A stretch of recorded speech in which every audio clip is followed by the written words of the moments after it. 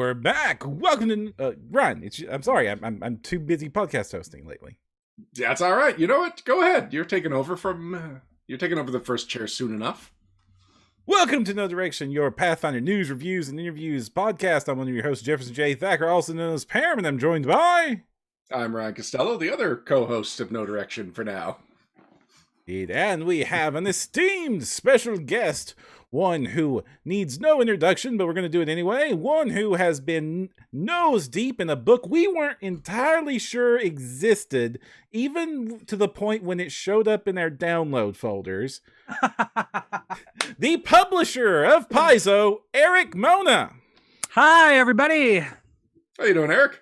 I'm getting there, man. I'm really happy to be on with you guys. I'm especially happy, Ryan, to get a chance to be on with you one more time before you move on to your next venture. So I've been doing this for a long time, so I appreciate that. Absolutely. Oh my gosh, have you been doing it for a long time? and I've been there with you guys to one degree or another, kind of that whole time. And so it's, congratulations to you, and it's great to see the podcast still going on. And I always love a chance to chat with you guys. So thanks for having me on.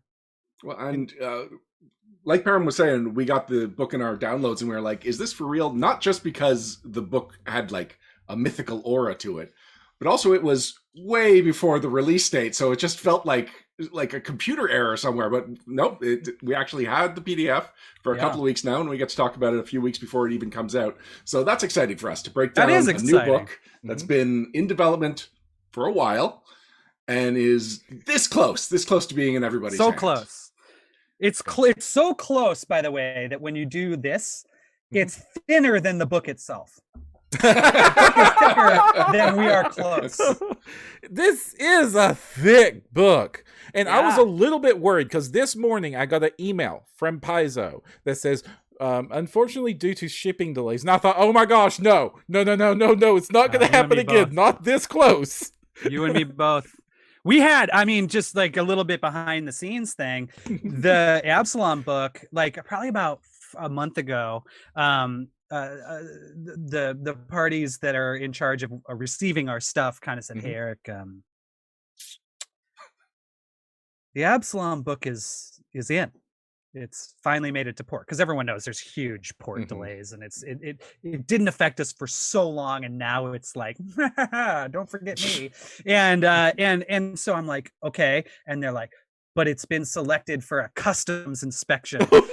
Would mean there are times where that adds like a whole month, where it delays it by a whole month, and there's a lot of reasons why I didn't want it to delay a month, not least of which being end of the year. It'd be nice to get some of the money, by the end of the year, but also just like it's been going on, and we'll talk about it, but like this book has been gestating for a long time, and so just any hint of like, oh, there might be one more significant delay was just like almost enough to send me over the ledge. But the good news is they sniffed it. They're like, I guess it's fine, and it was only a couple of days, and so we're scheduled to release it here at the end of December, and at long last.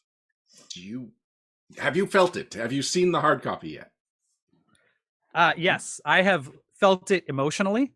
I have felt it in my heart. And I have also literally felt it. There we go. Because I'm holding a copy right now. Can you show us that spine? Because this is a thick boy. Look at that. Look at that. That's a big boy. That's a big boy. And it looks like it says Wala Jabasa.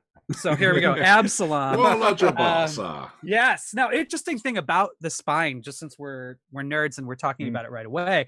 When we did our first book that focused on one of the big regions in the Inner Sea, which was the Mwangi Expanse, people were like, the other Lost Omens books have a different spine. Did you guys mess up? And I will say Paizo has never messed up a spine. Oh, a spine. Okay. Okay, we have a couple times, but we didn't this time, because what we've done is for those sort of meta-regional books, they're going to have the full bleed art, which is super beautiful. This one was done by Katarina Burmack.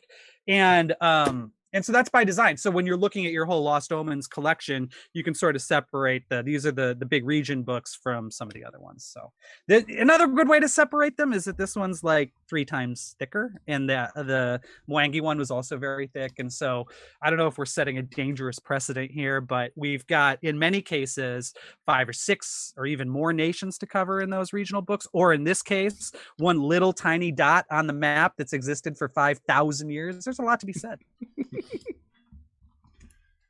Since we're talking about technical stuff about the cover, I noticed that it doesn't actually say Lost Omens on it. Probably because it's City of Lost Omens. Right. That was a big combo early on. It's like, do we want to call it Pathfinder Lost Omens, Absalom City of Lost Omens? That seemed like a bit of a stretch. So it's like Lost Omens is, everyone knows it's a Lost Omens book, hopefully. I hope. I spelt out the abbreviation earlier, and it makes a pretty good name for like an elf. I like that idea. Yeah, or like dragons always have really nonsensical, long, multisyllabic names. I think that, P-L-O-A-C-L-O, Pelascolo. I hadn't put the P in there, but it's true, Pathfinder, so I was just Loascalo. You could do PPP, Paizo Presents Pathfinder, City of Lost Omens. Anyway, it's called City of Lost Omens. Let's just make it 4 words and we're good to go. And in case anybody has missed literally the past 2 years of the podcast as we continue to talk about this book, can you give us the elevator pitch of what the City of Lost Omens is, the book itself? Yes. So Absalom is, they call it the city at the center of the world, which is sort of literally true when you look at our campaign map of the Intercity region. It's more or less right in the center. It's been at the center of a lot of things that have been part of the Pathfinder world since the beginning of us publishing it, not least of which, in fact, I would say probably foremost among them being it's the headquarters of the Pathfinder Society. So for 11, 12 years, all the participants in Pathfinder Organized Play have come to know this city quite well. It was also the setting of some of our very earliest adventures, stuff like Gallery of Evil, or a couple of other ones that we did that are escaping me at the moment. So people have wanted to know about it for a long, long time. One of the first books that we put out in Pathfinder First Edition under the Pathfinder Chronicles, sort of the setting line at the time, was a book called Absalom, and it was about the city. And so, but we haven't really revisited it significantly since then. Lots of books will say, oh, here's a shopkeeper from there, or here's a neat wizard from there, or what have you. But in terms of like big setting treatments, other than that, like first 10 books, Absalom book, primarily written by Owen Stevens, we haven't really dove into it in a major way. There was a novel set there, tons of adventures set there, and especially in Pathfinder Society. But it always was like one of those proud nails of like, we've got to get the treatment. It's allegedly the most important city in the world, if not in this part of the world that we focus on. And it's key to a lot of lore. I mean, the god Eridan, the god of humanity, whose death essentially introduced the Age of Lost Omens, which is the name of the setting now. He founded Absalom. It was his city. And so it's a nice bridge between sort of the prehistory, the Aslanti stuff, the what was going on, before Earthfall, when the Starstone crashed created the Inner Sea, and then that whole legacy of what's been happening in the 4,721 years since then. And that brings us more into the modern part of the campaign setting. And to really kind of help bridge the gap between first edition and second edition, we also had the Tyrant's Grasp adventure path, where the Whispering Tyrant kind of showed up on the Starstone Isle and tried to make a play for Absalom. So we're sort of setting up Absalom as being more of a focus in second edition, even than it was in first edition. But a lot of that's because many of us have really wanted to sink our teeth into it for a great long time.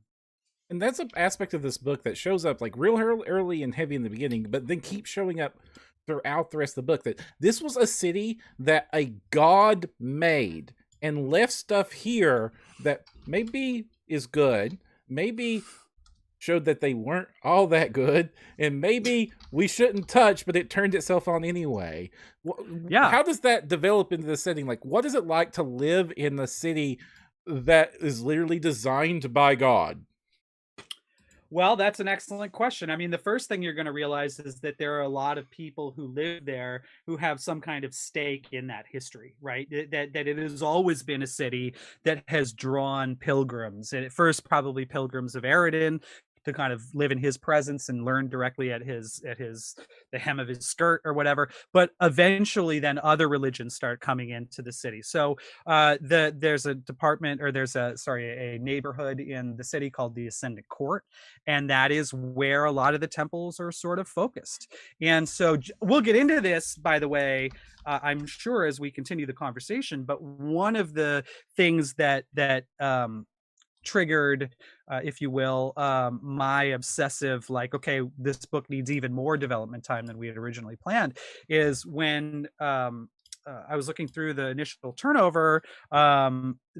I realized that just because of the space constraints that, frankly, as publisher, I put on the team, right? So it's like, oh, there's no way we could do more than 256 pages or whatever. But then when you start breaking that into, okay, there's 12 different regions, there's this, that, and the other thing, I started looking at it and I'm like, oh, there's only 7 temples in the entire city as we're presenting it. But it sure seems to me like every god that's represented by the core pantheon, if this is our core city, there should be a temple to all of those gods in there.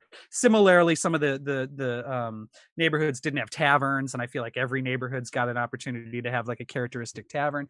I kind of figure each of the 12 neighborhoods in the city could be like your home base. And it might be that you're playing like a courtly intrigue campaign, and so something like the Ivy District, where all the artists and nobles intermingle, is the right way to go. Or you might be doing like a Thieves Guild kind of campaign set near the docks, and that's a very different flavor of campaign. Of course, one of the neat things about a city campaign is you can go from one to the other just by walking across the map.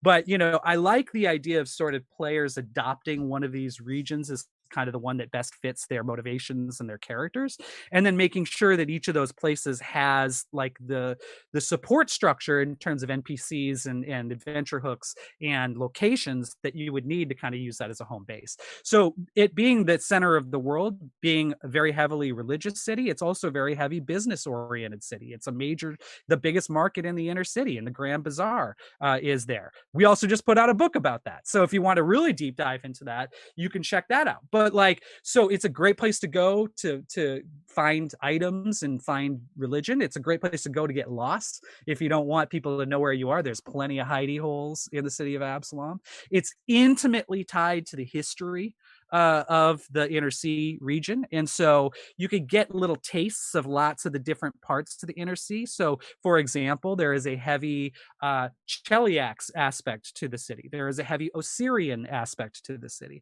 There is a heavy Taldor aspect to the city, and so on and so forth. If you look back, as some of you guys have been around for a while, if you go to the original 5 factions from Pathfinder Society Organized Play, it were those 5 nations that we felt at the time had the most sort of input into the culture of Absalom. So you got Osirian, Cheliax, Andoran, Taldor, and I think Kadira. So those are very heavy influences in the city. But then also it's a city where you might walk past like a Minotaur. And unlike in a lot of other cities where people are like, oh my God, it's a monster, you just be like, well, that's Noir spirit skin, whatever. Right. I see him every day. And so there's like a cosmopolitan aspect to it. There's 304,000 residents of the city. So it is a metropolis in the true sense of the word. And with that comes sort of the, huge social strata from the very lowest to some of the richest people, and probably in the entire campaign setting.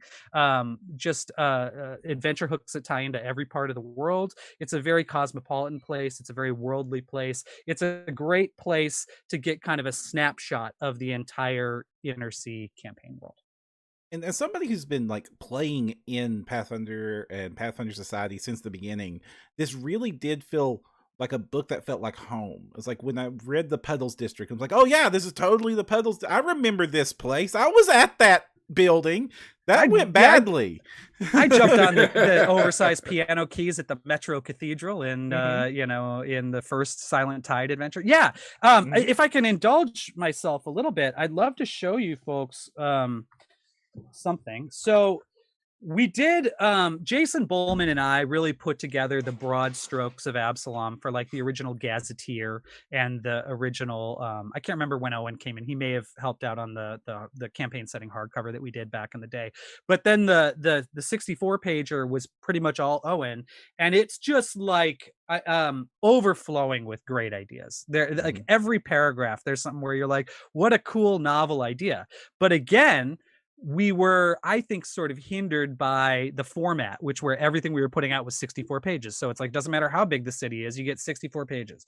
So in terms of organizationally, in terms of trying to figure out the big picture, you really almost had to study that book like a you know, a manuscript to really grok it. And so in the very beginning, as someone who wanted to run adventures there, I just started my own sort of continuity document that said, okay, so, you know, Owen mentioned this noble house on page 3 and this one on page 70, or no, it wasn't page 70, on page 16 or whatever. Let's get all that stuff into a document.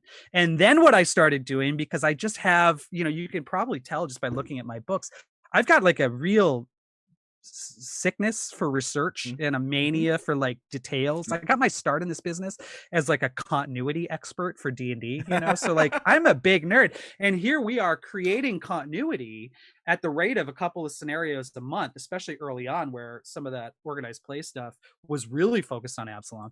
I started taking notes pretty much for myself as a GM. And so that is ultimately what became this, which is Absalom City at the Center of the World Continuity Bible, which is a document that has lived on my computer since 2007.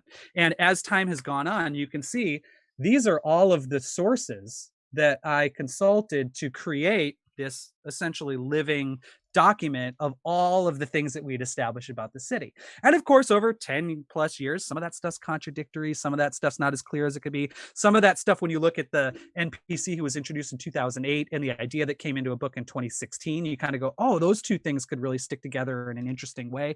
I just had this giant document with every NPC, every location, everything that we'd ever done, mostly because I just couldn't help myself from doing it. And now that I flip this over, I see this is the original outline for the Absalom book. I don't want anyone to see it too close, but I'm telling you right now, it was 282 pages. And the team put together a phenomenal 282 page version of this book. But as I was looking through it and kind of doing the publisher, you know, is this up to our standards? It's like, it was a real tough call for me, because on the one hand, the ideas and the writing, of course, that stuff was up to our standards. The developers and freelancers at Paizo were some of the best in the business. But again, I kept hitting these things like, oh, but this really important NPC is not mentioned. And this, you know, when you're limited to 118 fewer pages than what the book actually needs, you got to make some sacrifices. And as the guy who'd been keeping track of this bad boy all these years is like, well, oh no, you know, it sure seems like this character should, Yargos Gill, the scholar that's been in 5 scenarios, where's Yargos Gill, you know? And so I basically looked around and I'm like, well, I can't in good conscience send this back and have people who are already on to the next book have to spend another several months filling it out because I just didn't give them enough pages in the first place. I got to just bite the bullet and solve this myself, essentially. And so at that point, I kind of was like, great job, folks. I'm going to live with this for a little bit and see what I can do to kind of flesh it out. And that started with stuff like taverns in every district, making sure all the core 20 gods are represented. But it also involved like making sure. So for example, when you're limited to, let's call it 12 pages of NPCs. And by that, I mean like a paragraph. You know, Yargos Gill, he's a scholar from Andoran who was involved in the Silent Tide and now works for the Pathfinder Society. You almost are like focusing more on like who's the head of the district council, who's the head of the local watch, who's the leader of the Wizards Guild, who's the main villain in this neighborhood, and you don't get into like the street sweepers and the laborers and the just random NPCs. And one of the cool things about predicating so much of the secondary, or really even the beginning development of this book on a document like this, is that over the course of 50, 60 organized play scenarios, there's a kind of randomness that comes into play where it's like, oh, we do have a street sweeper. Oh, we do have, the leader of a Leshy gang, stuff that you might not have included when you were so limited by page count. You got to kind of hit the main ones. And so spreading it out a little more gave me and James Jacobs, who helped me on the development, he probably wrote about half of the new words. So about 100 and some pages of this were just written by me and James, just trying to kind of fill it out and bring some of this stuff back into it, make sure it covered kind of what you need at the table. And once I sort of said, look, it's going to have the number of pages it needs to have, that's when things started ballooning out of scope. It's like scope creep has been real with this book. But again, I was kind of like, it's going to be worth it. And I hope people think it is worth it, because it's definitely the deepest dive we've ever done on a single location in Pathfinder. It's definitely a realm that is connected to the entire history of the Pathfinder brand. And there should be a lot to love for a lot of different people, depending on what kind of brings you to the setting in the first place. So I did a little math earlier, and I think it's going to contextualize just how big this book is and how much it covers. The last time you did a deep dive into a single location was the Sandpoint book that came out towards the end of first edition. That was a 96-page book. Sandpoint has a population of 1,240 people, according to Pathfinder Wiki. Absalom has a population of 306,900 people, so literally 300 times more people need to be covered in this book, which was not going to be 300 times longer than a 96-page book. So just the idea of anyone that's familiar with that book, multiply it and now concentrate it, and that's what we've got with Absalom. Yeah. And, at a certain point, I just had to stop, because like it really needed to come out this year. We pushed it, for quite some time. And it, in fairness, like it was starting to affect my mental health, by the way, I often refer to this document, which let's quickly take a peek inside. I made it as small as possible. This is 90,000 words, this document. And I made the text as small as humanly possible. I refer to this document and this project as the book that took my eyes, because I had to start wearing glasses while I was working on this project. So not just me, the art team, the developers who had it before me, certainly the freelancers who contributed the lion's share of the work to this book. A lot of people put a lot of themselves into the book, and I literally sacrificed my eyes for this book, and I wasn't willing to donate any more organs to that pile, so I had to stop. But again, it's like there's like probably 100 NPCs that didn't make it into the book. There's somebody, our marketing guy Aaron's like, oh hey, does Absalom have a gay bar? And I'm like, I should have, but I didn't think of it, so like there's still a couple of things that I would have loved to put in there, but at a certain point you got to just shut it down. You have to move on, and I felt like 400 pages was good enough.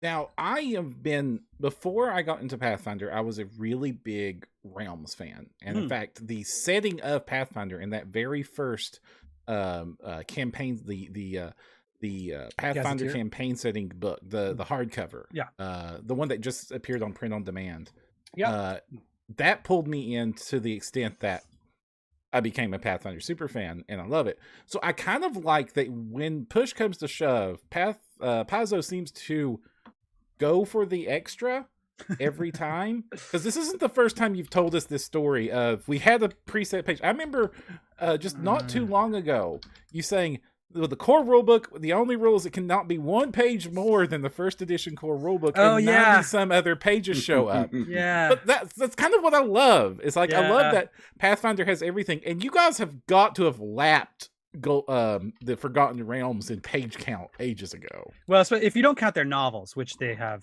tremendous number of novels, but I that'd be an interesting. I'd love to see those like piles, let's do that in a visual form, which is published more. I don't know, I mean, we definitely have done a lot, and we've been all around the world, and part of the things that's so exciting to me is we're now having meetings about what do we want to do in late 2023, 24, 25. There's still so much of the world we haven't touched, and it's so exciting. And in a weird way, I always did kind of feel like Absalom, in particular the Starstone Isle part of Absalom, the part outside of the city itself, that was pretty much just a shape on a map and a couple of PFS scenarios, for many, many years. And so there are places that feel like they've been covered a lot that really haven't. And so even without going outside the inner sea, which we're doing, um, there's still places that could really benefit from deeper exploration, and I think that's super exciting. Where there's about 50 countries to touch, and that's, yeah, just in the inner sea. If you start going over to Tian Sha, you start going to Casmaron, you start going further south in Garund. I mean, somebody's going to be writing for the Pathfinder world 20 years from now and covering stuff that we just haven't gotten to yet, and I think that's super, super exciting. And then you got to get to Castroval. Right, and then Akaton, and then Near Space, and then the Vast. Yeah, I mean, there's so much to explore. It's pretty cool, and I do like the idea. It is a kitchen sink campaign setting in some way, but that's part of the idea, is that there's a little somewhere for anybody. You want to do a horror campaign, you've got 2 or 3 great choices. You want to do high technology, we got a place for that. You want to do like the definitive city metropolis campaign, Absalom, City of Lost Omen. And this book shows that off. Galarian absolutely is a kitchen sink setting, but I often say it's the best kitchen sink setting. And because a lot of places use the kitchen sink setting and they just silo everything off. It's like, here's an excuse for you to have not Ravenloft adventures. Here's an excuse for you to have not Conan adventures. But you all blend those things together. Like in official product, in official artwork, Conan shows up with Dracula, shows up with your gunslingers. Like, you have a dwarf doing a bazooka launch away from a polar bear with a laser mirror. Your setting is wacko and awesome. Well, thank you. And there are places within the setting that are a little more traditional if you don't want to go that far out. But I just kind of, the reality is there have been hundreds of people who have contributed to Pathfinder since we started it.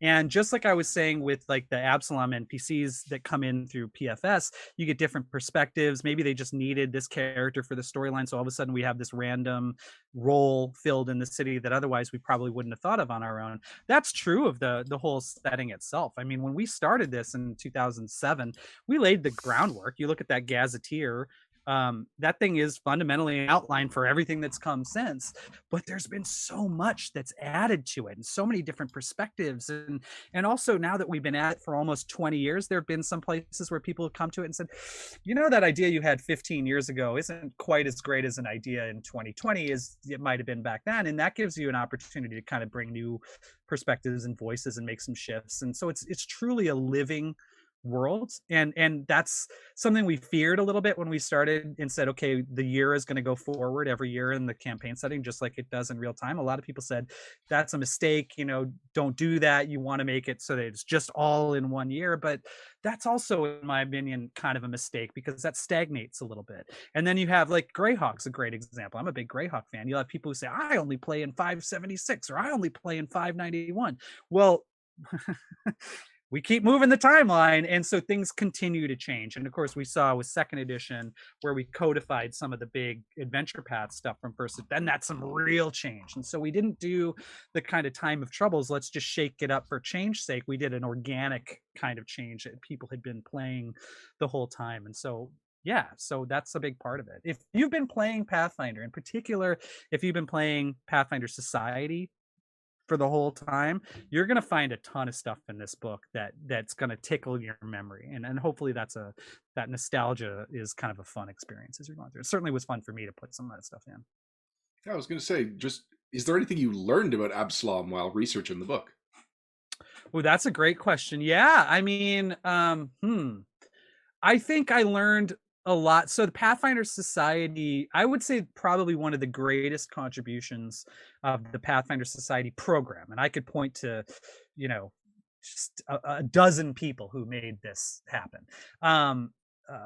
I won't attempt it because I'll inevitably forget someone and hurt their feelings. But from campaign coordinators to writers to everybody, the Castle Blackross and the Blackross family, not even in the original material, not in the Gazetteer, not in the Absalom book.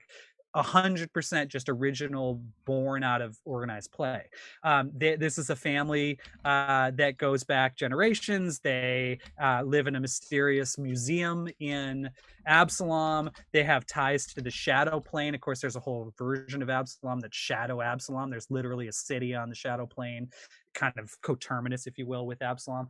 And what the relationship between those that family is, and their relationship with the Shadow Plane. For many years it was like the plot line was on their 21st birthday, the eldest daughter of each generation was basically like traded to this evil shadow organization, and eventually one of those daughters like took over that whole organization, and now that organization's like a little bit different, but like that was all played out over a decade of organized play.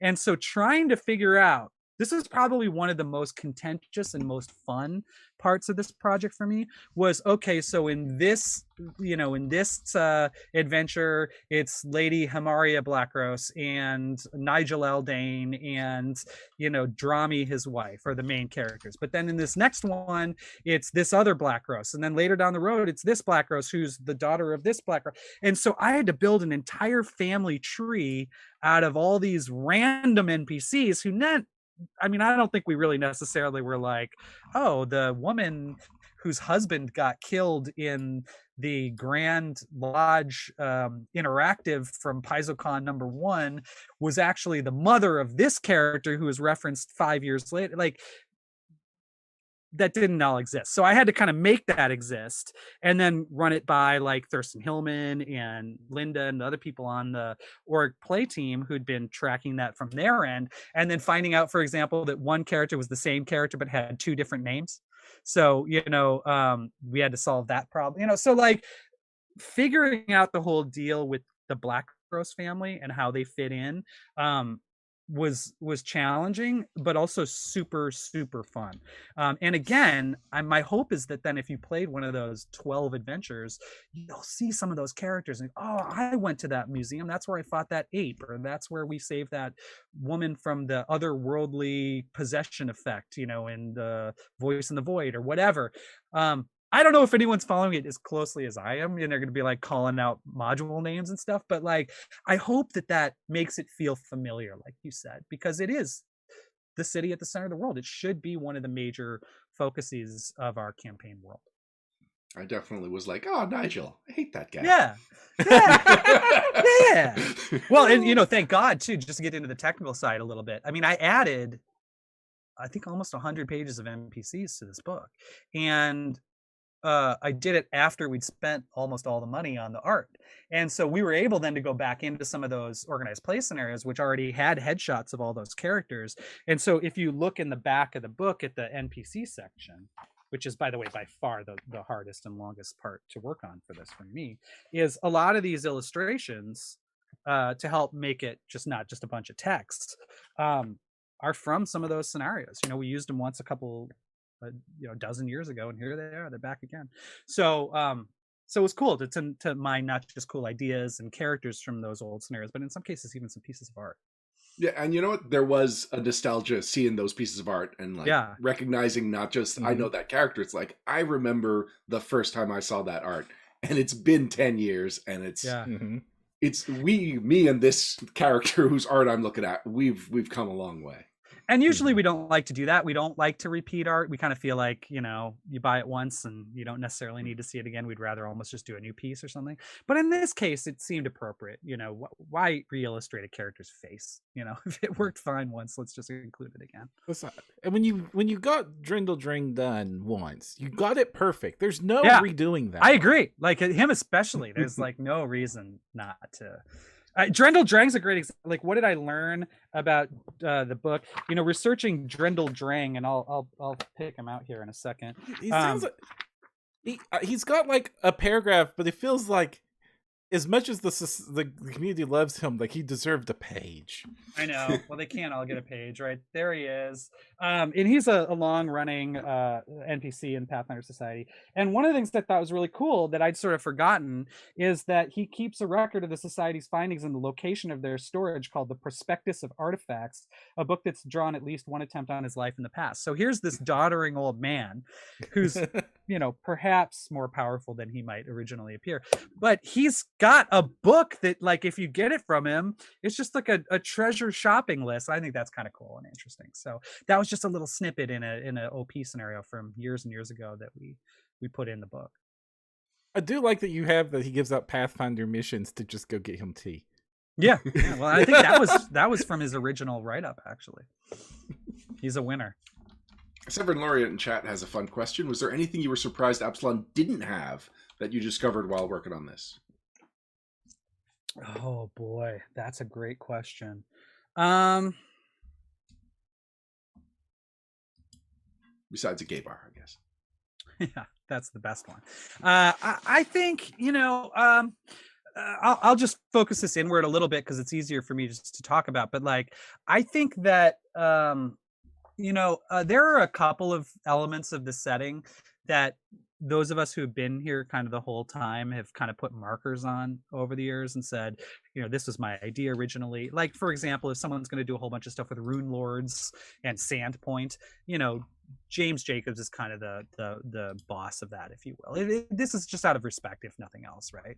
And I would say that one of mine has been Eridan, the god Eridan. I made him up. The whole idea of the messed up prophecies and all that was like from the first meeting we ever had about the setting. And so I have a lot of ownership over that, but part because I'm a busy boy, I don't know that aspect of like, here's the god of humanity who died 100 years before the setting started. It's always struck me that remnants of his church and things should be far more prevalent than we sometimes have portrayed them. And I think in all fairness, a lot of that's just been like, when we're waiting on Mona to get it done. I don't want to steal his thunder, but here I am on this project. And so one of the things that didn't surprise me, but I think gave us a lot of opportunity for additional context is the Eridan stuff. What does it mean for the city to have been founded by a god? You can go into the big vault under the Aslanti Keep, and there's literally tablets of laws that he created. So that's interesting. What about there's a thing that here, I'll find it in the Ascendant Court. There's a bit about of course there's the Temple of Eridan, which got bankrupted and got bought by Cheliax and is now the Embassy of Cheliax. That's been a long running part of the setting. But also there's I thought, honestly, if the whole neighborhood was built around the religion of Eridan, there shouldn't only be one church of Eridan. There's multiple churches of Yahweh in 6 blocks from my apartment, right? So there would be more. And so one of the things that I looked at was in Owen's book. He had a guy named Lord Toyden who was like the keeper of the books of Eridan. I thought that was really interesting, and he was associated with a noble house called House Azari that was like an ancient noble house. And so I created this place called Azari Palace. It's actually location number 2 in the whole book, and it is like the last church of Eridan, where over the years all of the other churches that have gotten mothballed have sent all their relics and stuff into this one church. So I was inspired in particular by a party at Gen Con a few years ago that was held in one of the Masonic lodges in Indiana, and they gave us a tour of that, and like there were whole rooms and hallways that were clearly just filled with like the detritus and leftover crap from other lodges that have closed. And so the idea of like accumulating the material wealth and lore of this worldwide religion kind of focused in one overcrowded, about to be foreclosed upon location. It's just another example of a way that Eridan, I thought, could be more present in the city that he created than we've traditionally portrayed him in the past. And concentrating that many holy artifacts in one location, right? What could go wrong? Yeah, that's a great idea. What could go wrong? And that's the other thing, is trying to look at each of these locations and sort of say, what's the adventure hook here? It's not enough to just have it be, oh, there's a store or hey, it's a temple. There should be something going on that can hook into your campaign in a way that's an adventure. Maybe all you really need to do is go there and get healed. Maybe you don't care about the fact that there's mysterious images coming in on the tapestries of the Church of Aristil, right? Maybe that's not your adventure hook, but we wanted to provide some of those adventure hooks so that literally there's an adventure around every corner. There are literally hundreds of adventure hooks, like explicitly called out as side. Like, we love the sidebars. Oh yeah, those were fun too. Yeah, and there are hundreds of adventure hooks that tie in, and usually fairly original ones. Like, one of my favorite was like the ghost kids playing hopscotch that invite you to play along with them. That's just great. That was great. That was in the original turnover. I'm not. It's impossible really to tell who wrote what, but I claim no. I have nothing to do with that one, but I loved it, and that's true on almost every page of the book. That yes, James and I put a lot of work into this, but I cannot say loudly enough how much work was put in by the contributors prior to that, and some of that stuff is just golden. And it's cool to think that maybe 10 years from now, whoever the publisher at Paizo is then, will be on an interview, a Vlipcast interview, talking about, well, in a couple more years we'll finally have another Absalom book done, and they'll be building on stuff that people have brought to the table for the first time in this book. Since we're talking about the sidebars, I like the new iconography that's been added. Oh, thanks. It's because we're kind of used to the sidebars being a little bit random and just like interesting facts related to the page. So having the icon just to be like, and here's the category of interesting fact that we're going to throw at you, it's handy, and it just kind of, it adds a lot in very little space. Yeah, thanks. I mean, that came out of the development. One of the I think, I had a couple of angles that I came into this project, and one of them was as the continuity keeper for the city and wanted to make sure all the facts were right. But the other one is someone who really prefers to run campaigns set in cities, and who really kind of thinks a lot about how that might work. I was a player for like 8 or 9 years in Monty Cook's Tallest campaign, which is very open-ended. Like, here's the map of the city. What do you guys want to do? That tends to be the type of campaign I like running as well. So I've said it probably on this show before, but there's an interesting dynamic that shifts when you get to the city gates. Whereas if you're in the dungeon, the GM kind of controls all the variables. He knows even if you can turn right or left, he knows what's in both directions. But once you get to the city, it's really more on the players. And so one person might say, I want to go get healing. Another one says, I want to buy a wand of magic missiles. And another one says, I want to check in on my estranged son or whatever. That's not as up to the GM. That puts the power and the agency in the hand of the players. I really love that as a GM, but the book that you have at the table has got to be conducive to that style of play. And that means it's got to have some of those visual guides. That's why, for example, at the end of every single location, there's a list of NPCs who might be associated in that location. You can then flip to the alphabetical NPC appendix at the back, read that NPC, then that NPC's right up, connects them to 2 or 3 other NPCs. And so hopefully there's like an organic exploration of the city that happens that way. But sometimes you just are like, oh, the players are going to area 68, where's that? And the book has to be able to provide to the GM kind of at a glance how to just quickly extemporaneously explain that location and get into it. And that's where the graphics came in, because if all the sidebars were the same, you wouldn't necessarily know what to look for. I do want to applaud how you handled the NPC listings in the actual city section, and fit that little tiny nugget of flavor where I'm not used to seeing. Because like I remember distinctly reading about the the Devil's Quarter in the foreign quarter, district. the Devil's Garden, I think it's called. The Devil's Garden in the foreign area, and it's like listed the NPC and then busy chasing Hell Knights, and then like. Just like they weren't just like the typical little mini stat block. It was like what they might be doing if you ran into them. Yeah, and the impetus there, and that was all part of my development. But the impetus there is like, okay, so let's put ourselves in the perspective of the GM. Perfect example. The players go, we want to go into the bar, we want to go into the tavern. Like that is your baseline vanilla fantasy RPG encounter. Well, what you do as the GM is you kind of go, okay, well, let's talk about this, how it smells and how it sounds, and you hear the murmurs of numerous conversations. Probably you do the cliche where everyone turns and looks at you as you come in or whatever, right? But you want to be able, or at least I do, I want to be able to say, okay, there are 3 elves having a hushed conversation at the bar, and over near the fireplace there's a storytelling competition, and there's a Ruxy, who's telling a story, and people are looking up at him in rapt attention. And then over in the corner, there's a guy drawing a treasure map or whatever. And then the players go, "Ooh, I want to go do the storytelling contest, or what are those elves? I'm going to go try and eavesdrop on the elves."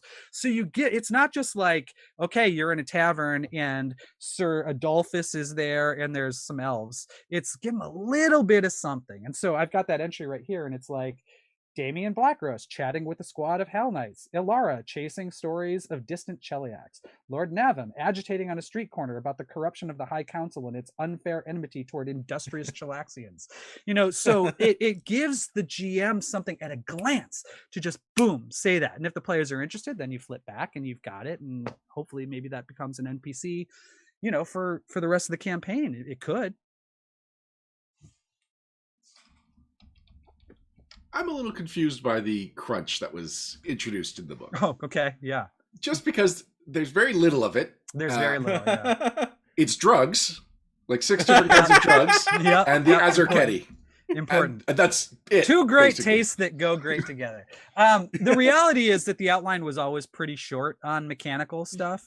And I ended up cutting some of it away because it was, just the pages became very dear by the end of it. That's hard to say when we just keep adding and adding and adding.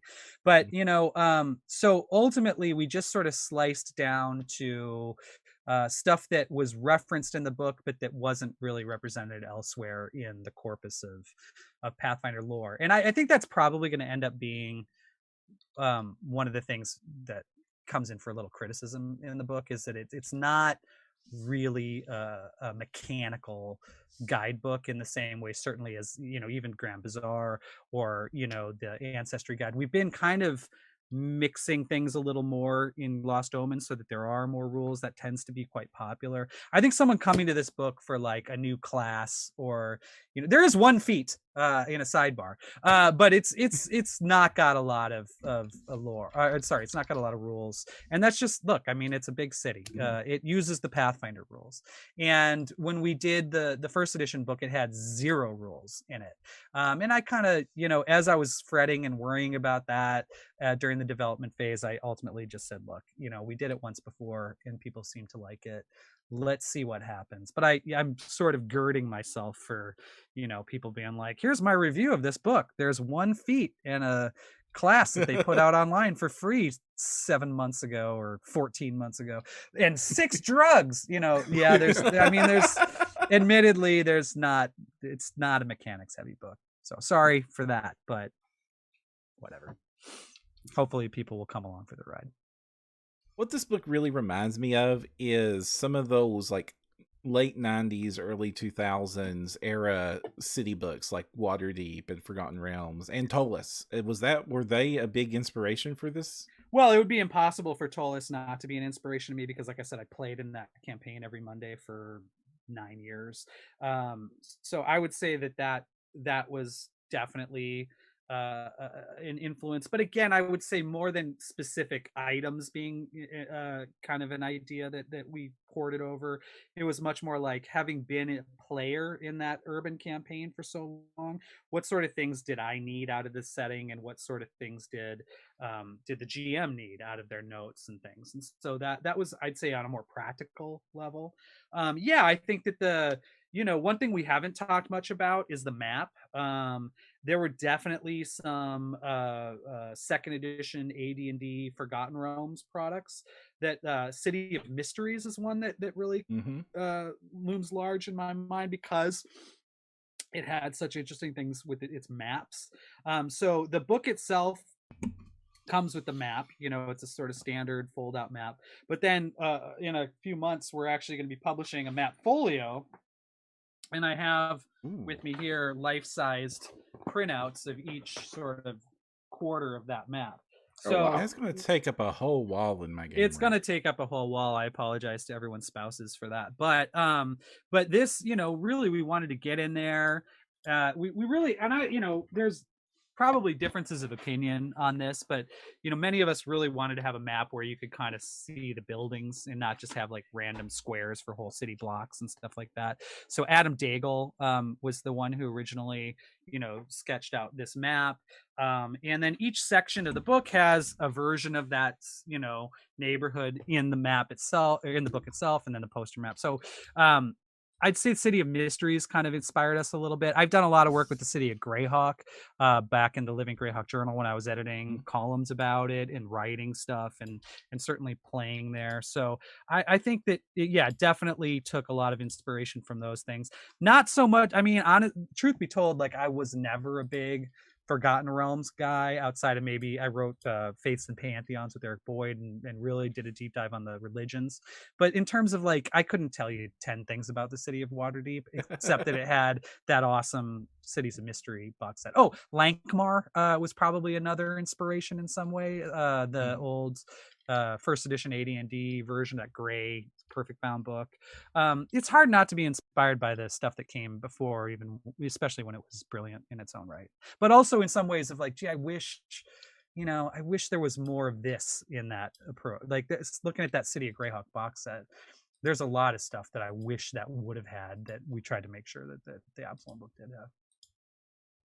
So on the subject of maps, something that's really satisfying when you've got the PDF open is just clicking from one district to another, and just the map is in the exact same location, but the highlight just moves. Oh yeah, cool.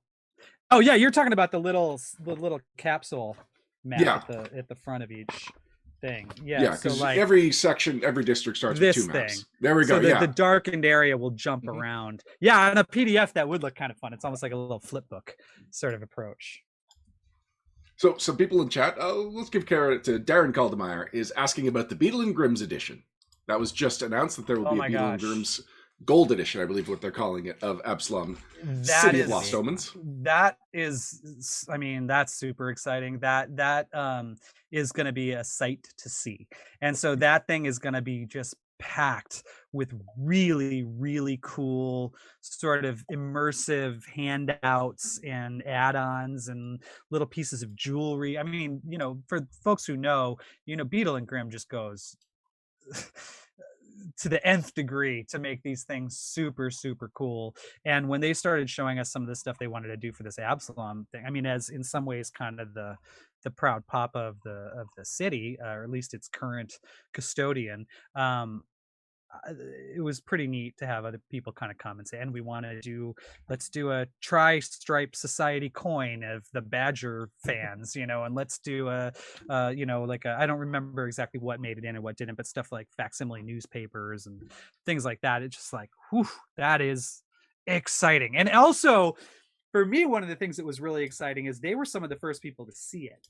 And so they'd come back to us and be like, well, we were thinking about doing this with this location. And I'm just like, oh, someone's read it, so it was like, that was exciting for me. So, they go, they do a great job. I just brought home I went back to Paizo yesterday for the first time in quite some time to grab this so that I would have a physical copy of it, because I had one at Gen Con, but our sales guy who lives in Indiana is like, can I take that? And I'm like, sure. And then I had to wait 3 months to get it. But here, I'll pull this out here if I can do it without collapsing everything.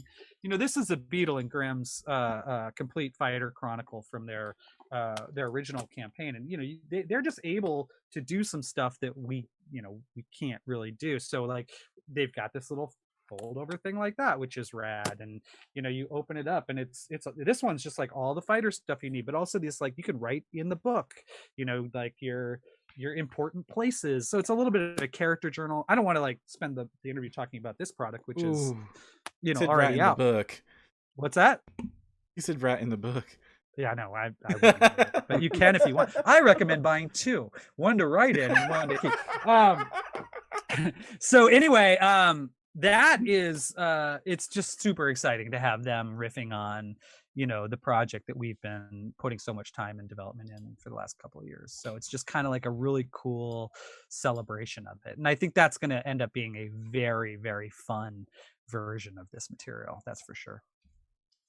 I imagine getting the hardcover of the regular edition was like passing the ribbon at the end of a marathon, and then the gold edition that they're putting out is like the trophy that they give you for winning. It's like the champagne that you shake up and shoot all over your other friends. Yeah, hopefully, they do a great job, and they're a phenomenal partner to work with. And I know that what they are going to produce is top level. And they're also working with like campaign coins, which is another really just like, some of these people. They're one of your first licensed partners, right? Campaign coins. Yeah, campaign coins we've been in business with for almost a decade, and I love those guys. It's like I was just celebrating the partnership we have with WizKids when they posted the plush kobold. I'm sure you guys saw that. Yes. I was just like totally smitten because it's just the most adorable thing. But like I really started kind of getting almost emotional because it's like these are relationships that we've had for that one 10 years, and I remember the first conversation I had with the guys from WizKids about heroes and monsters and how big should the black dragon be, and could we maybe one day do a Hydra with removable heads, and we've come, we've done 20 plus sets with them. It's just, some of these folks almost become like family. And so when a newer partner like Beetle and Grimm's like, hey, we're going to team up with an older partner like Campaign Coins, it's just like, oh, it's so fun to see partners come together.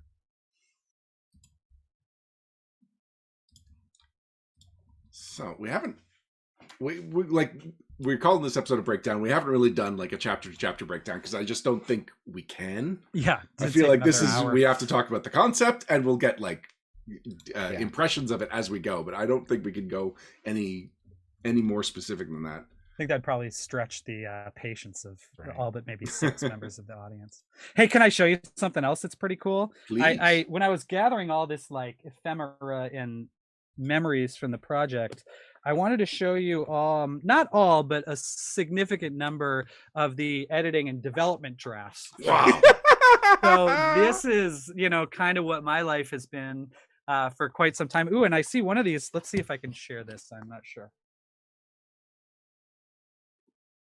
I did see red ink. Maybe. So yeah, this is just like development notes, right? So so it's like places to find.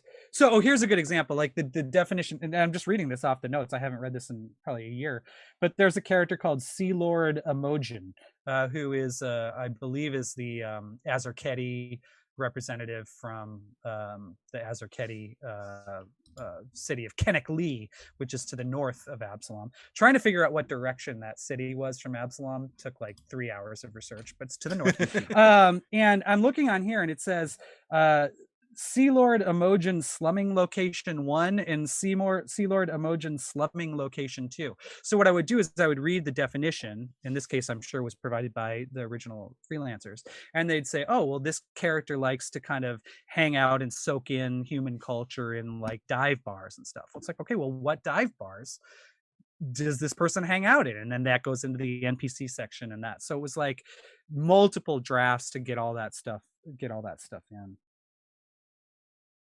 Lord Avid is attempting to forge an alliance with a powerful noble not from House Damac, Blackros, or Marilla. And then I had to figure out what that was, and so it was a lot of that kind of if-then sort of statements. Where to buy magic items. That was an important list for me. I hope that made it into the book. Anyway, I was obsessed with this project for a great long time. That is cool. It's cool seeing the path that you laid out for yourself, because it is a very interconnected book. Yeah. And you really have to know your stuff to be able to lay it all out like the way you did. Yeah, and I mean that's just kind of my hope, is that people in reading it can kind of navigate it, and see how interconnected it is. And I do think this is one of those books where people will still be pulling little factoids out 10, 15 years from now that it just takes people forever to figure out. I remember when I published my first real like D&D book was the Living Greyhawk Gazetteer, and it was a big setting book for Greyhawk, the first one in a long time. And when it came out, I of course, I was like 24 years old or whatever, and I was like, I'm going to look on the internet every minute of every day and see what people are saying about this book. And one of the things that really struck me as strange is like the commentary. People would say, oh, I don't like the art, or some big picture stuff, but it became very clear to me that like it takes people a long time to read and process these setting books. And now you go online and there's this like page long debates about little minutia from the Living Greyhawk book, but it took several years. And so there is definitely some stuff in this book that it is going to take people quite some time to fully put together. And there's a couple of bombs in there that I'm not sure people are going to ever figure out, but that I put in there to be like, let's see, and so there are some hints that if you piece together the NPC right up to this location, right up to this other factoid in the book, you can start saying, oh my God, I think this character is really evil, or what have you. And I think that adds another dimension of fun for those people who really, really dive in, which is my type of guy. We're gonna see Darren Caldemeyer with like yarn strings and push pins in a wall. Yeah, like that Charlie Day meme for sure. That was me making this book, so hopefully that will continue on. Darren sees like, yep. So yeah, I'm excited to see how people react to that, and if they kind of pull some of those things out. There's a big one. There's one that's huge, I want to say, and I really want people to find it for themselves. But there is a very significant clue in a place where we often put unusual entries in our books. And if you know where to look, you can find it, and that will lead you on quite a interesting journey. I think I know where to look. I think Ryan knows what I'm talking about. So we'll see.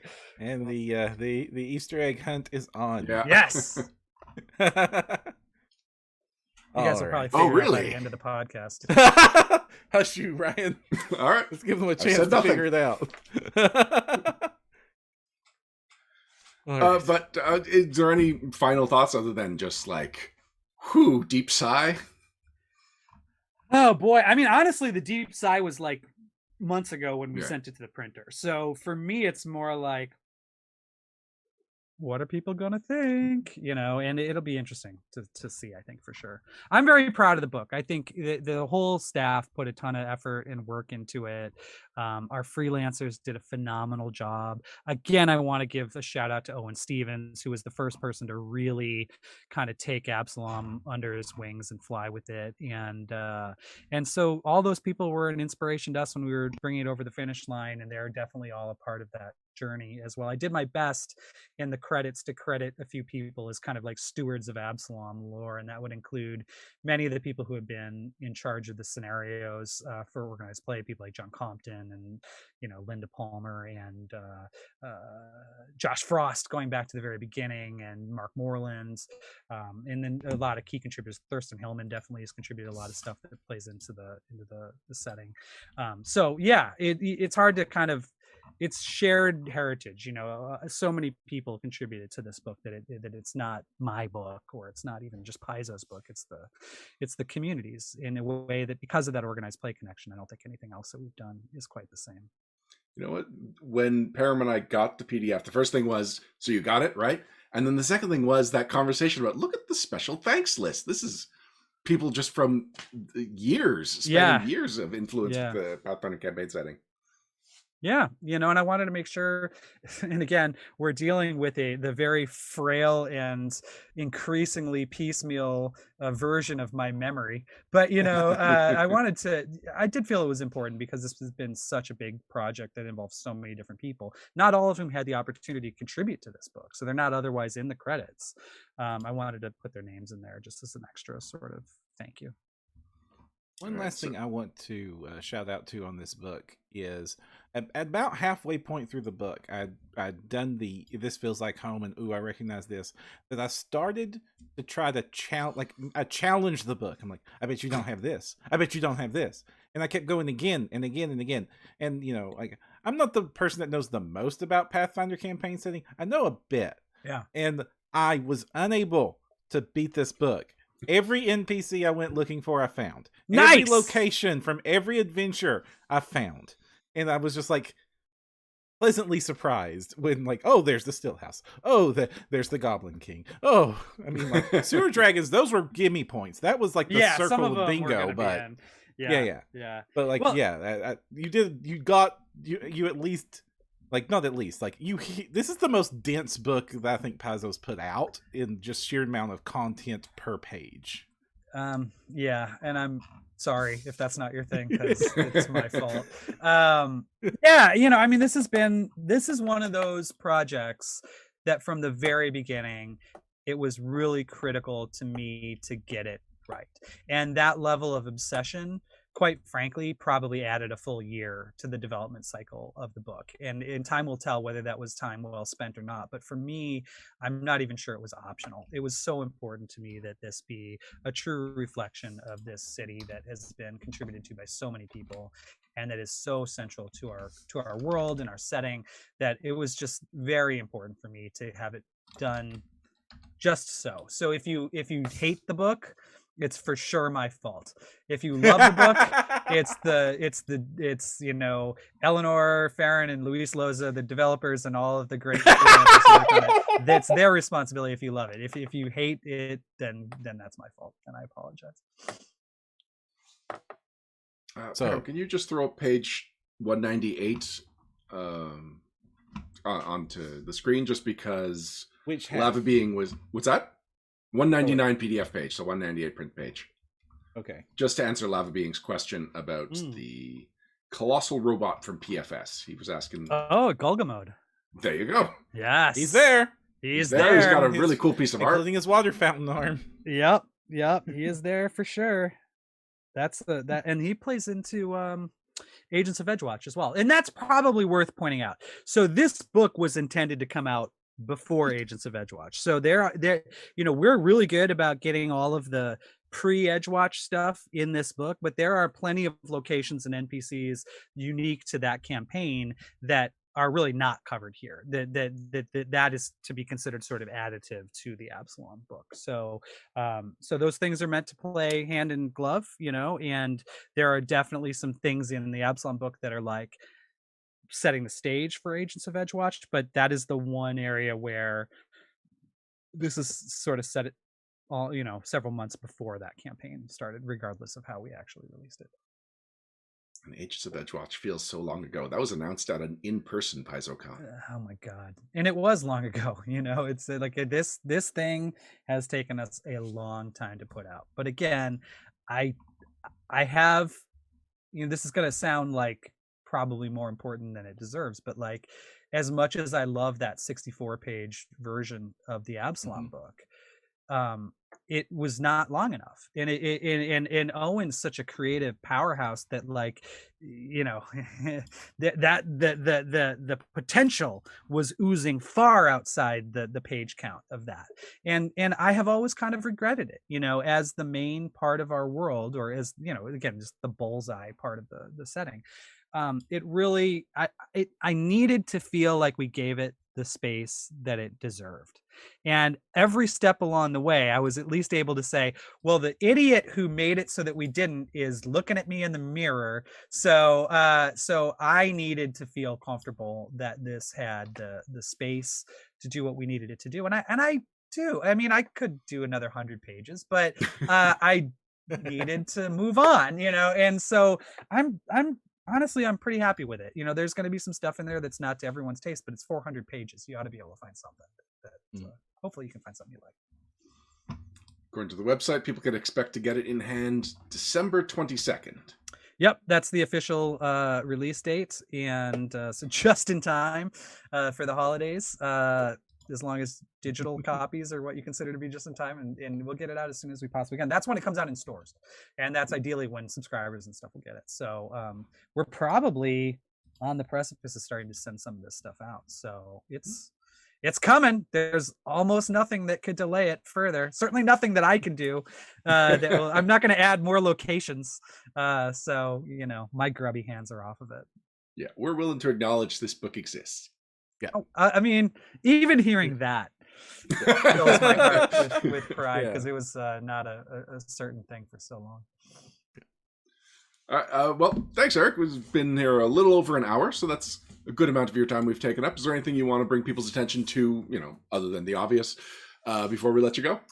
Well, we've got a Kickstarter up now. Our partners, Jockey Unity, have got their Pathfinder Arena Kickstarter going on now. I'd encourage people to check that out. Pretty cool sort of monster fighting game. And they're about to introduce some additional cool items on that I think will shake things up a little bit. So I would encourage people to check that out. If you like Absalom or want an even earlier preview of it, that Grand Bazaar Lost Omens book is out already, getting really good reviews. People seem to really like the magic items and the variety of different shops and things that are in there, so that's exciting. Yeah, man, that's the main stuff for me for right now.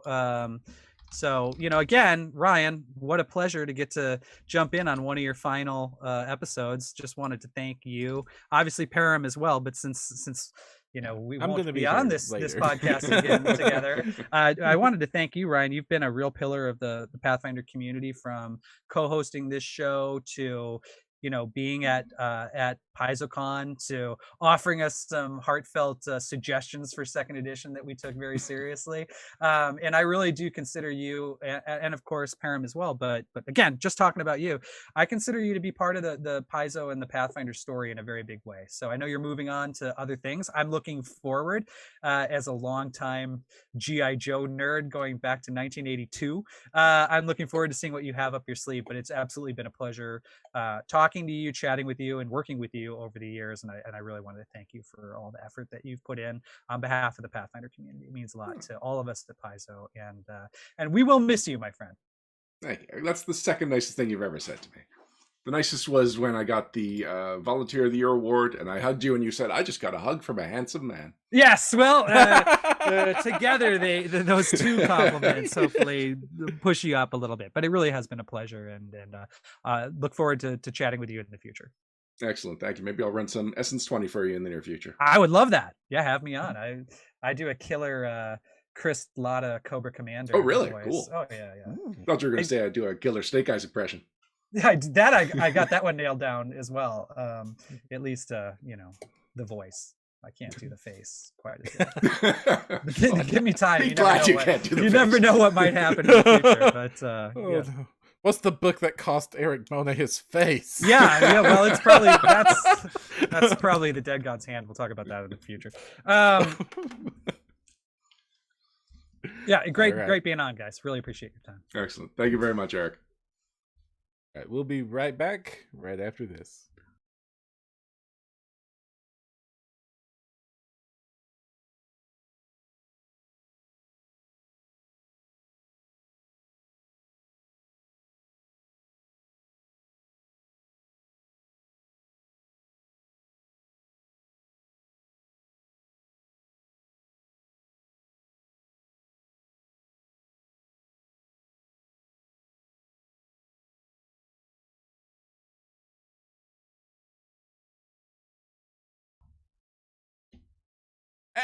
And we're back, and I'll fix that in a second, because Ryan should be one of these two things. Thank you for joining us for episode 264 of No Direction, the No Direction Network's Pathfinder News, Reviews, and Interviews podcast. Before we go, we want to give some shout-outs to some things that we think you should be paying attention to. First one is, like Erik had just mentioned, there is the Pathfinder Arena Kickstarter, which is successfully funded. It is on Kickstarter now. It is a great source of some really cool miniatures of the Iconics, and it really looks like it will be a fun game. So if you have one of those groups where a couple of people show up and one person cancels at the last minute or is late, and you're looking for something Pathfindery to do to spend the time, this looks like a good alternative to getting your session in. It's got cool dragon mini too. The Dragon Mini, that's the one that stands out to you? Well, I like a lot of the small callbacks, like the Ikuja Elf from Age of Ashes. Like, there's a strange amount of Age of Ashes stuff in there, and that's great. But dragon's easier to say, because not many people know random Ikuja Elf. I think if anyone would know random Ikuja Elf, it would be our audience. Yeah, our audience is awesome. And also awesome is our stat. Oh, I missed it. What's funny?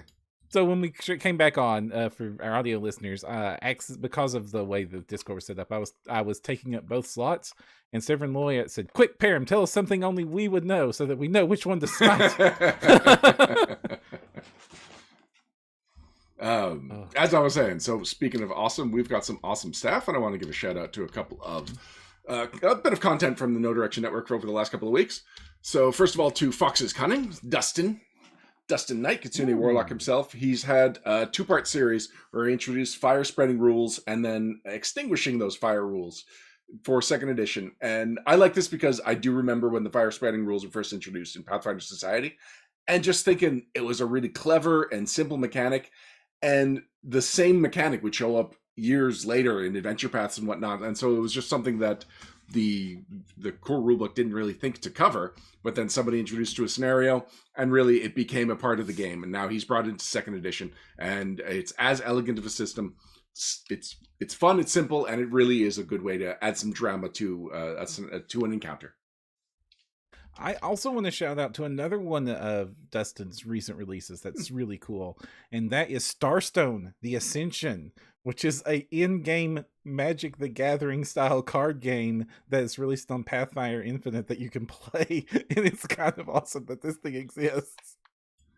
And that is such a Dustin product. Dustin, in case we don't give enough credit to Dustin for his layout work and his card products, which is really what brought him to our attention early on. So, like, I don't know, 4 or 5 years ago. Those feat cards. Yeah. Mm-hmm. Anyway, so just like this continues to be an area that he excels at. It's also a really awesome product that ties in.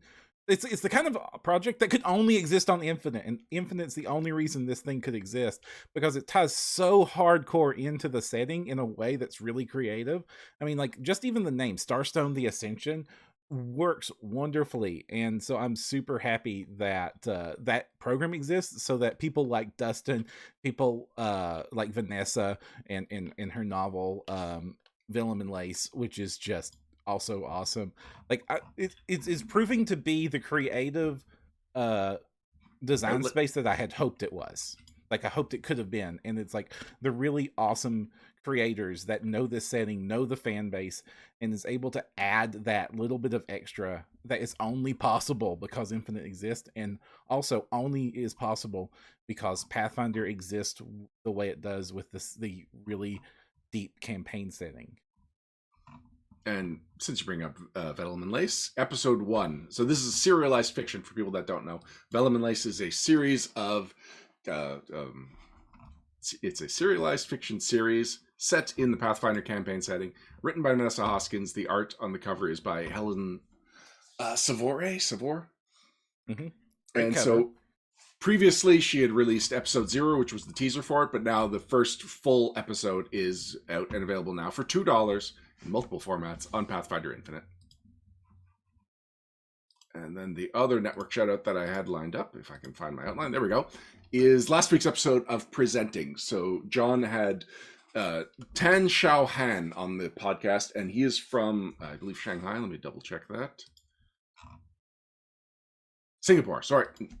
He's from Singapore, and it was really interesting talking about how the culture of role-playing is different there, and actually just how much access they have to American rule books just because of what, like, that's where it's printed. So he's printed in the neighborhood of where the books come from, and so there's actually quite a role-playing scene there and quite a gaming community.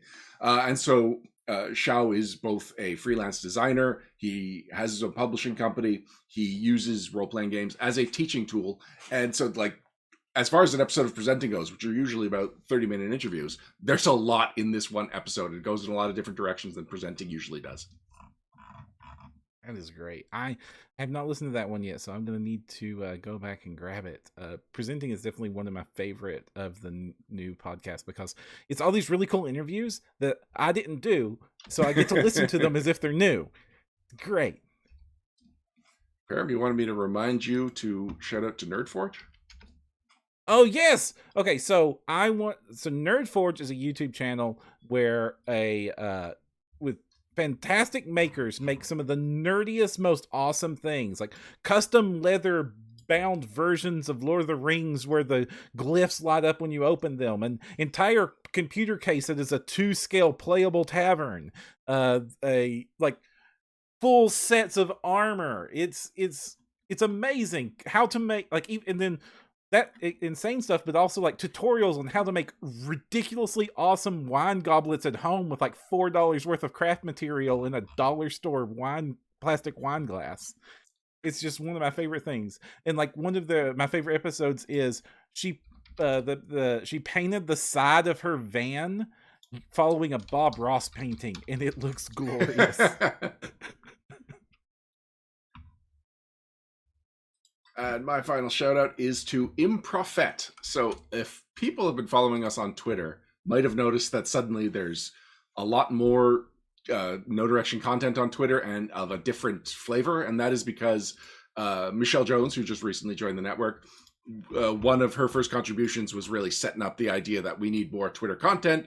And we as a network have just been looking at how to tackle that beast. And so about a week ago, I just started following her guideline and following your advice, Param, to put out more Twitter content on there. And I'm actually really enjoying Twitter for the first time. Yeah. And one of the things I've come across is Improfet and his bombastic backgrounds. So it seems like daily he's been tweeting an original Pathfinder 2nd edition background.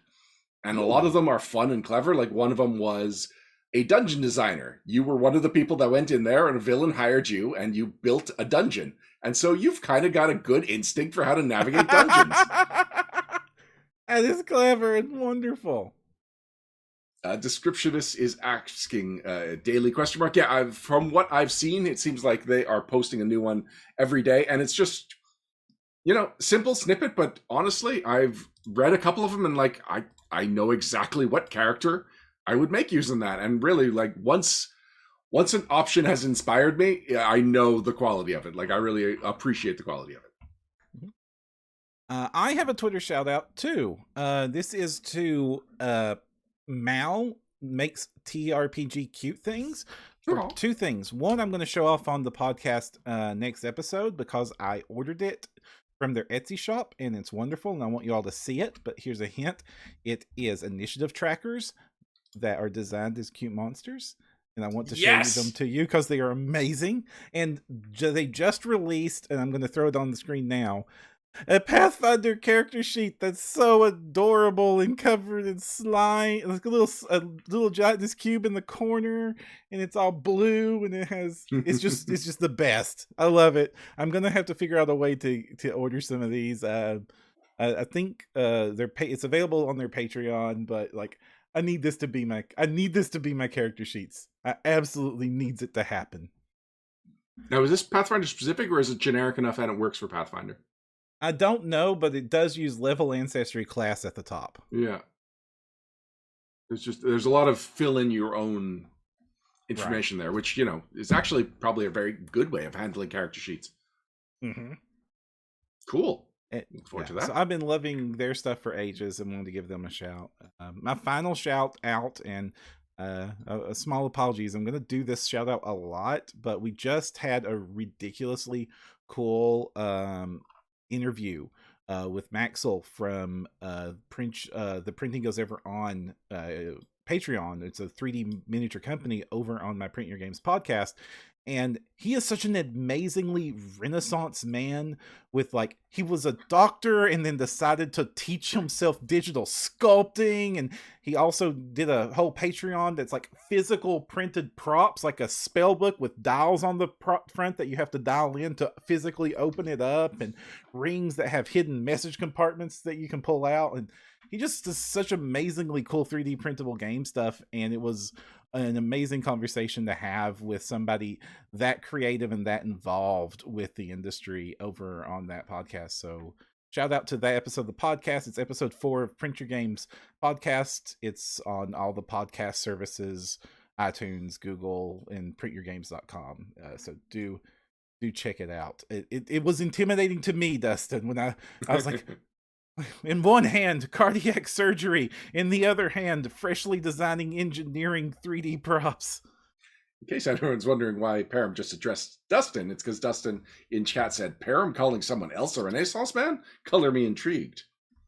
With Canadian spelling of color. Well done, Dustin. Also, thank you, Aaron from chat, who was calling out to Beatles and Grimm to reach out to us. Thank you. In fact, we are in conversation with Beatles and Grimm about Yes, we a are. future episode. That will look forward to that one soon. We really much enjoyed the first episode, so I'm definitely glad to have them back. So we were about ready to wrap things up. There will be a Patron's Private Sanctum, but Param, I believe that you're not up for it. So, gang, I've barely been conscious, even though I've been faking it for y'all. I just got my booster shot this morning. It started kicking my butt right before the podcast. I wasn't sure I was going to make it to this end.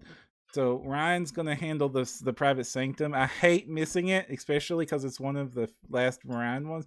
So we might do Private Sanctums for that's something. Yeah, that's something to discuss. Yeah. We might, but either way, I really got to lay down, gang, and I'm so sorry. I'm so sorry. And also, thank you, Ryan, for taking on editing this. Thank you so much. No problem. Can I ask you to just plug the Patreon before you go? Indeed, because we thank you all very much for your support. And if you want to support us and continue to make sure that this content can happen, that we continue to bring more people onto the network, we can continue to grow the network and make more of the awesome content that you all love, please support us over on Patreon. It's No Direction on Patreon at nodirectionpodcast.com. You can find our Patreon link. And if you join the Patreon, you'll also gain access to the Patron's Private Sanctum, which is a private after episode to every one of the No Direction episodes, where we will talk about what you all ask us to talk about. It's whatever topics you want us to go on about. That is what we will talk about during that episode. You can join us live, join in on the conversation. It's one of my absolute favorite parts of doing these podcasts, is getting to hang out with you all after the episodes. And so if you want to do that, go to the Patreon, No Direction Patreon, and pledge in and link your Discord account to your Patreon account, and you'll get access to that private Discord channel where you'll be able to join us. Until next time, I'm Ryan Costello. I'm Jefferson J. Thacker, also known as Param. And if you want to find the path you need, No Direction.